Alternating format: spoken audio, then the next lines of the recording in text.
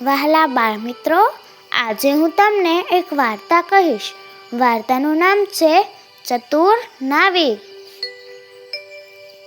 એક અમીર વેપારી પોતાનો સામાન લઈને યાત્રા કરી રહ્યો હતો.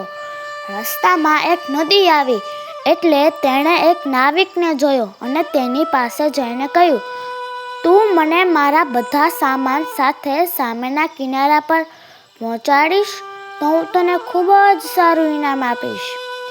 આ વેપારી પાસે એક સિંહ, એક બકરી અને એક ઘાસનો એક ભારો હતો.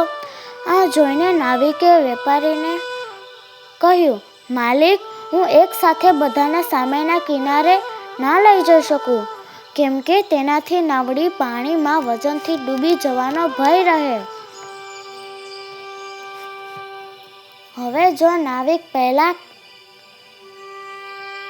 ઘાસ લઈ જાય તો સિંહ બકરીને મારી નાખે, અને જો પહેલા સિંહને લઈ જાય તો બકરી ઘાસ ખાઈ જાય.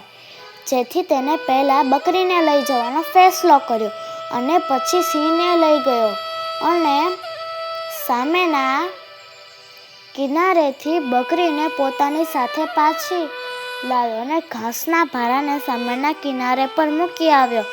આમ ઘાસને સિંહ પાસે મૂકી તે પાછો બકરી લેવા માટે આવ્યો.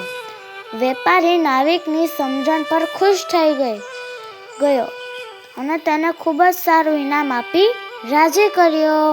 વહાલા બાળમિત્રો, જો તમને આ વાર્તા ગમી હોય તો અમારી ચેનલ લાઈક કરો, શેર કરો અને સબસ્ક્રાઈબ કરો.